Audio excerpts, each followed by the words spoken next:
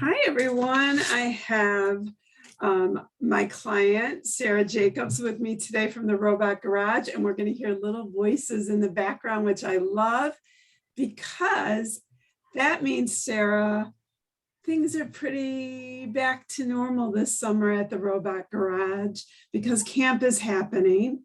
You are at your location in Rochester this morning. And you have two locations, Rochester and Birmingham. And so I'm so excited. You're kind of hidden away, as we just laughed about. You're in like a little cubicle. I'm hiding from all you are hiding. I'm grabbing my coffee. You are hiding from the kids, which I'm laughing because they will find you because they are magical computer Lego wizards. So let's face it, if anyone can find you, they will, but you're hiding for now. We have a few moments before they will find you. Tell everybody who's listening the background about the Robot Garage. Well, we started the Robot Garage 10 years ago. It's our 10th anniversary. And we started it, we have 3 daughters. My husband is an engineer who never stopped building with Lego and tinkering. And we were always the house that people in the neighborhood came to and learn how to use power tools. And there were just always projects going on. And when our oldest daughter got involved in FIRST Robotics, which is in middle school, it's Lego based, and it's like an extension of Lego. Lego moved into the robotics world about 20 years ago, and they have an amazing product, amazing curriculum, all those things. So our daughter just couldn't wait to go from Lego, which she loved, to robotics. And she was the only girl from her all girls middle school on a team.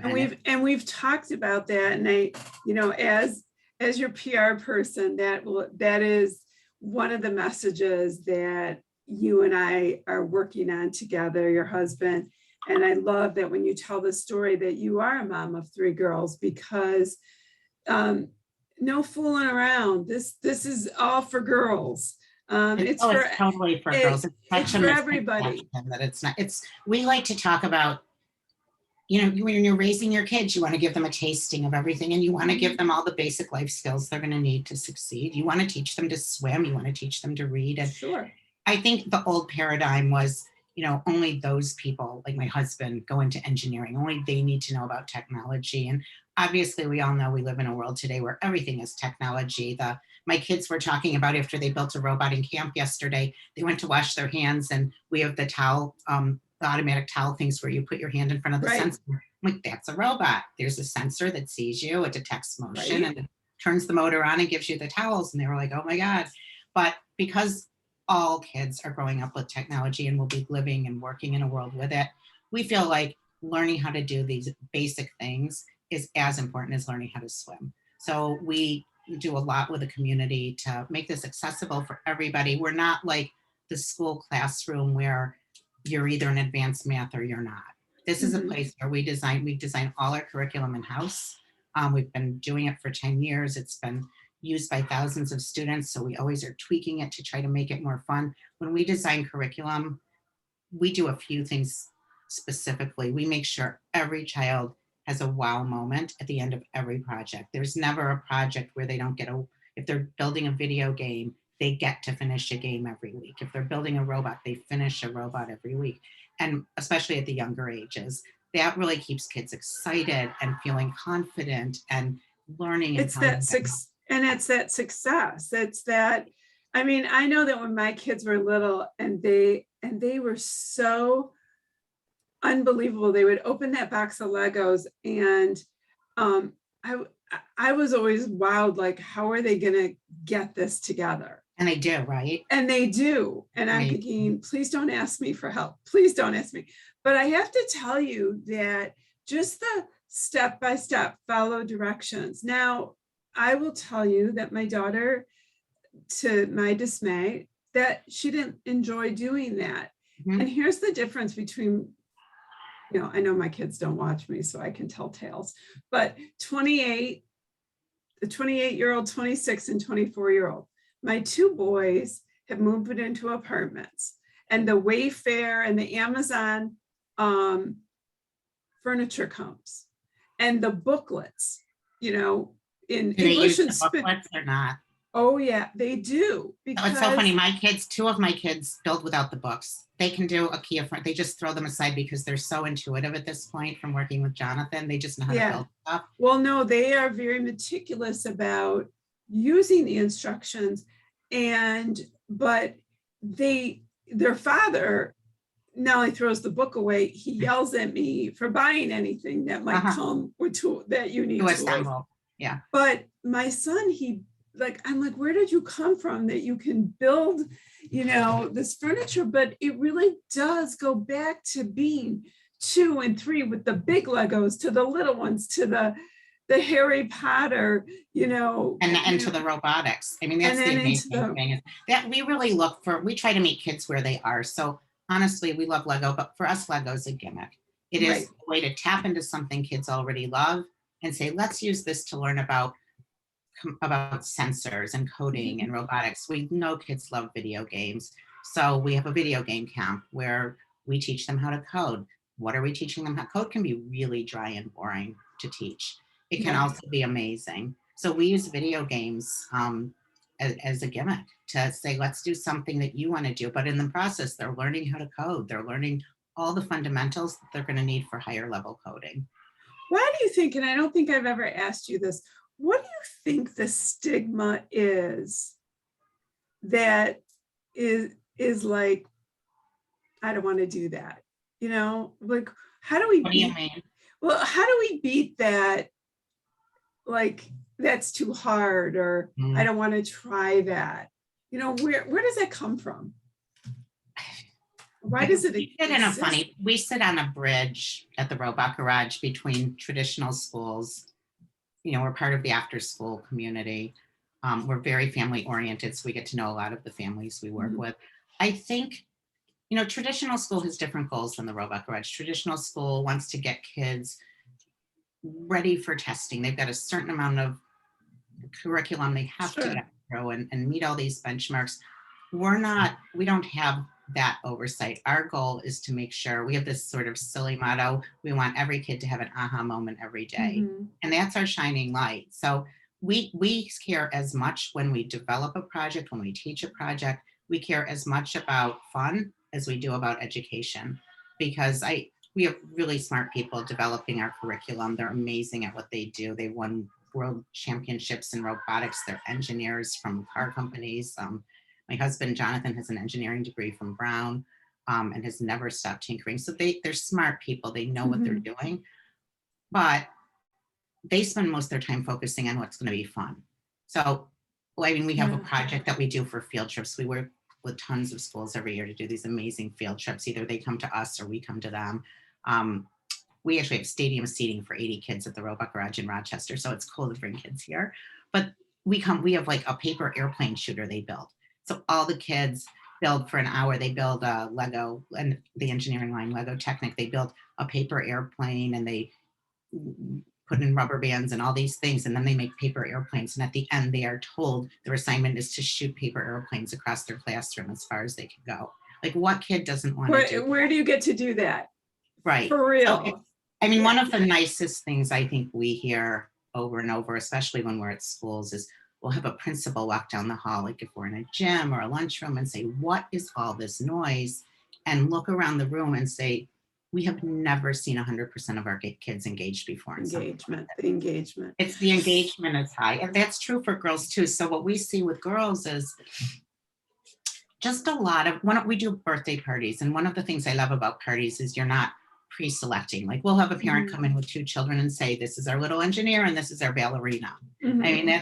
But the truth is, but even the little ballerina is picking up one of the robots in our store and driving it around and fiddling with it and playing with it. And why not give everyone a taste of this? Jane, who we started the Robot Garage for 10 years ago, just graduated from college last year with her engineering degree. So that's it's kind of amazing where kids go in life. I just feel like, and actually Jane, who was her whole life going to be an engineer, was the captain of her high school robotics team. They actually won a world championship at the International Academy. She fell in love. She took an intro to architecture class her sophomore year at college and fell in love with it. She always liked design, but she ended up double majoring in architecture and engineering because she didn't want to be another girl giving up on STEM.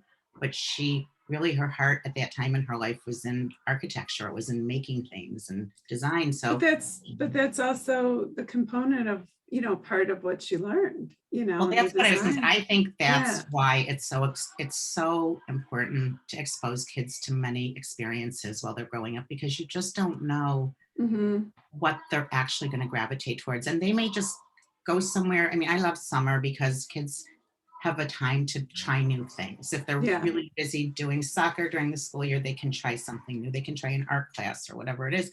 I think even if they have a wonderful week trying something new when they're 10 years old and they love it, that may be the spark that makes them take an after school class in high school or pick up Right. something in college that ends up becoming their career one day. You just don't know. I so agree. And I know you have to go back and teach. So I want to get to one final thing, and then, you'll always come back and talk to me. If you can't be in Rochester or Birmingham and get there, the Robot Garage has solved that issue. For those, for those people watching who are like, well, that's great, but I don't live in Michigan and I don't live near Birmingham or Rochester. So you didn't waste any time, especially during the pandemic, making the Robot Garage accessible to anybody. And so let's talk a little bit about how you can bring the Robot Garage to wherever you live. And with that in mind, you really need to visit the robotgarage.com, spelled exactly, and it's on my link in this interview. But talk to everyone about some of the programs that you have accessible if you're not in Michigan, even if you are in Michigan. And I always like to say, like, the Robot Garage is kind of like a B-level tourist attraction in Michigan. It's one of those places that grandparents bring their visiting, and you're very sweet. I mean, we have wonderful places like the zoo and the Henry Ford Museum and all that, but then there are places like the cider mills and the Robot Garage, and we become like these pilgrimages for especially grandparents whose kids are visiting them at holidays. And we have been hearing again and again and again for years, oh my God, can't you open a place like this in Vermont, in Texas, in wherever people are from? We've got customers. We have a family from India who's been coming to the Robot Garage with their kids like for 6 years. They just keep moving up a level, and it's amazing to watch their girls progress through what we're doing. And they've been trying to get us to work with them to like do this in India, which I don't know, sounds bigger than us right now. But it's what I was going to say about that is we never had a way to do that. We're hands-on. Hands-on learning is really tricky. We were very concerned when COVID happened to switch to Zoom classes, because so much of our success comes from quietly working behind the scenes to make sure nothing's put on backwards. If somebody does something minute in their coding that doesn't work, we can be there to see their screen and fix it. And we piloted with a lot of generous families from the Robot Garage for a month when COVID happened before we went into Zoom to make sure what we were doing would be successful for kids. And what we learned during that is something that surprised us, which is we can teach virtually, hands-on, which we never knew we could do. And what that led to was saying, you know what, the one thing we have during COVID is time. Let's take something on our bucket list and see what we can do. And we have spent the last year creating a subscription kit program where families anywhere in the world can go to our website, they buy a starter kit, which is costly. It's got Legos We Do electronics in it, which we think is the best robotic material and the product in the world. So once they buy that starter kit, there's a monthly fee. They get access every month to 3 hours of projects. They can build 3 different projects. The kids love getting the box in the mail every month because, first of all, it's a really cool project. I mean, every month they get to build 3 Lego robots. They get to code them. They get to show them to their family and friends. We have many grade levels, but we started this program with the 1st through 3rd grade category, which is called Robot Academy Junior. We also have a coding program that's also video subscriptions. You can, for $29 a month, your kid can make 3 video games a month with these 1-hour tutorials of really our amazing teachers teaching them how to do it. So we're excited. We now have customers in California and Texas and Maryland, and It's kind of fun to watch the zip codes expand in our database at the Robot Garage. We're tiny. We just launched in June. If you're looking for a cool gift Yeah. for kids, I think it's a really good gift, and you're helping a small business in Michigan. But we have not, while it is tiny, we are going into our third month of shipping kits right now. And we, at the moment, are at 100% retention. Not one person has canceled. And we're getting calls from parents saying, this is amazing. We've never seen anything like this. It is not like Kiwi Crate. Kiwi Crate is wonderful if you want great little $19 projects that are going to build. It's something to do. It's an activity, but pretty much you throw them away when you're done. They're not meant to last. This is different. This is building a Lego library. This is building knowledge about how the world around us works. So it's a different kind of a kit, but it's a pretty cool thing. So I'd encourage you to check it out.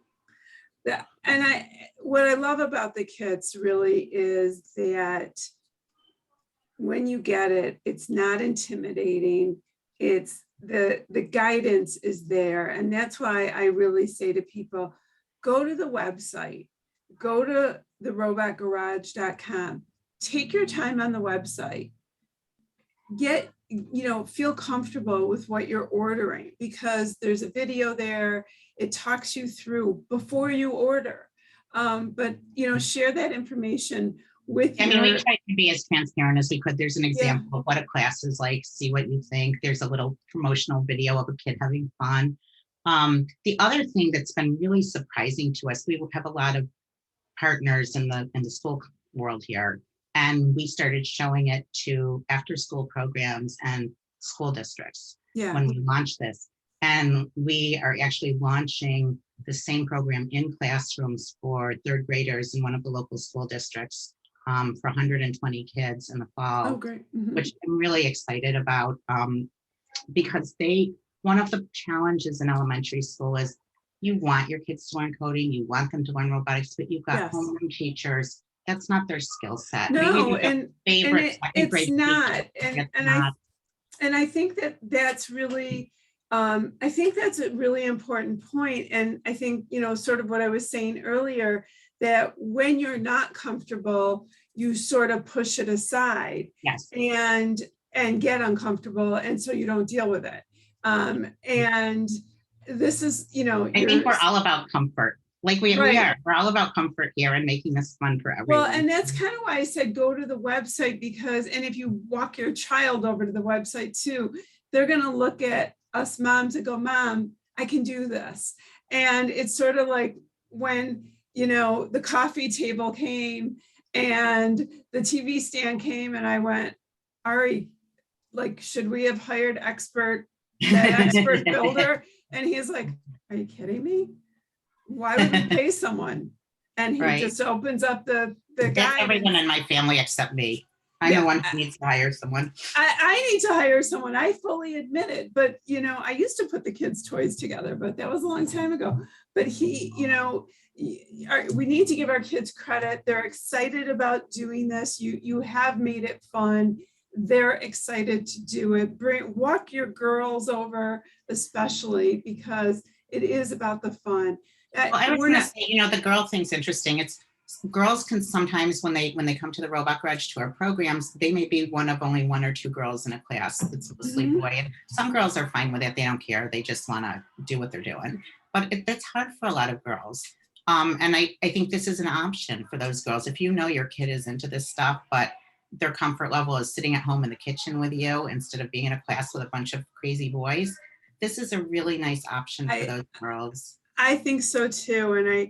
And part of it is, I think, and I'll let you go because I feel like it's getting quieter behind you. And I was going to say, I'm not sure that's a good thing, but I was going to say that, it's great to introduce our kids, all of our kids, to what might feel uncomfortable, and let them try it and let them see, for fun. Let them try soccer, let them try dance, let them try robotics, because when else are they going to try it? Well, that's the other nice thing. I mean, up until COVID, parents weren't a part of this. They dropped their kids off and they picked them up, and they could see the cool project at the end for a minute. They didn't watch the process.